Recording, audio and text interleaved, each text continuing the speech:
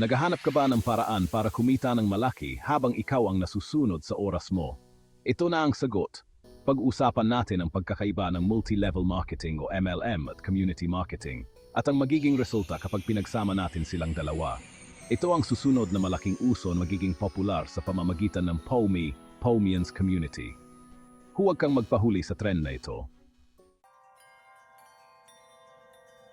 Una, ano nga ba ang multi-level marketing o MLM? Sa MLM, kumikita ka sa direktang pagbebenta ng mga produkto at sa pag-invite ng mga bagong miyembro na magiging parte ng iyong downline. Ang bawat miyembro ay kikita mula sa sarili nilang benta at sa benta ng kanilang downline. Ang MLM ay nagbibigay ng komisyon mula sa benta ng mga produkto pati na rin mula sa benta ng mga recruits sa iba't ibang level ng organisasyon. Ang focus ay kadalasan sa pag-recruit ng mga bagong miyembro para lumaki ang network at tumaas ang kita mula sa kanila. Ito ang tinatawag na law of leverage, kung saan kumikita ka mula sa pagsisikap ng iba.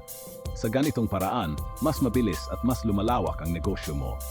Sa MLM, ikaw ang boss dahil hawak mo ang oras mo. Malaki ang potential na kita at usong-uso ito ngayon. Ngayon, ano naman ang community marketing?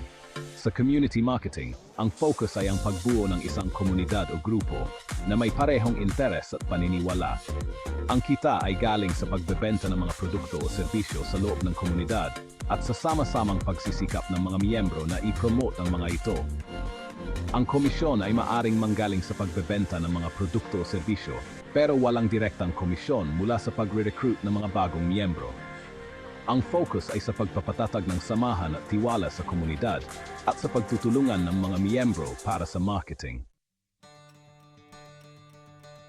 Ano naman ang magiging resulta kapag pinagsama natin ang MLM at community marketing? Narito ang ilang benepisyo. Una, mas malaking network at mas maraming maabot. Ang pagsasama ng MLM at community marketing ay nagbibigay daan sa mas malawak na network na maaring magtulungan sa pagbebenta at pag-promote ng mga produkto o serbisyo. Pangalawa, mas malakas na suporta. Ang komunidad ay nagbibigay ng suporta at pagsasanay sa mga miyembro, kaya mas maganda ang kanilang trabaho at mas malaki ang kita. Pangatlo, mas nagiging kapani-paniwala. Ang community marketing ay nagpapakita na kapani-paniwala ang negosyo dahil sa pagtutok nito sa halaga at tiwala na importante rin sa tagumpay ng MLM. Pang-apat, tuloy-tuloy na paglago. Ang kombinasyon ng dalawang ito ay nagre-resulta sa tuloy-tuloy na paglago dahil ang komunidad ay patuloy na magtutulungan at magpo-promote ng mga produkto kahit walang malakihang pagre-recruit. At panghuli, aktibo at nananatiling miyembro.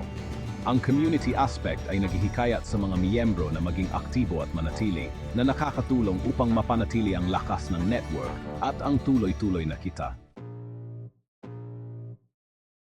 Ang tunay na lakas ng pagsasama ng MLM at community marketing ay nasa power of duplication.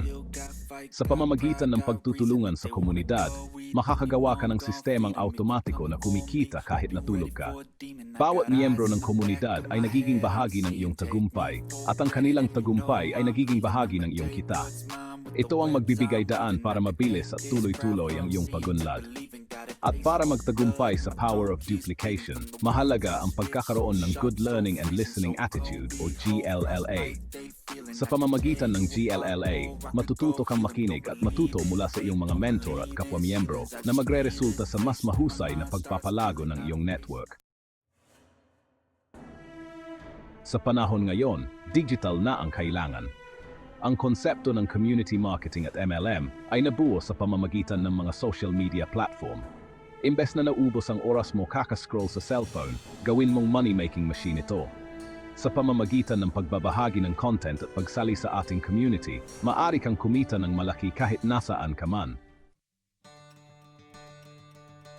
Ang pagsasama ng MLM at community marketing ay nag-alok ng isang mas kumpleto at pinagsamang paraan ng pagnenegosyo.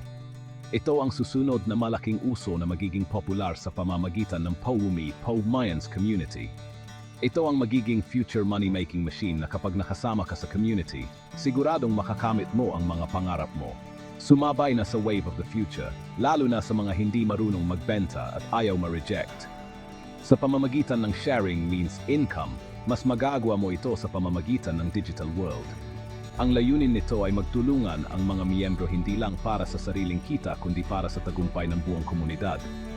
Tandaan, ang konsistensya ang susi sa tagumpay. Simulan na ngayon at makamit ang tagumpay kasama ang komunidad. Ready ka na bang mag-take off kasama ang POMI? Let's go!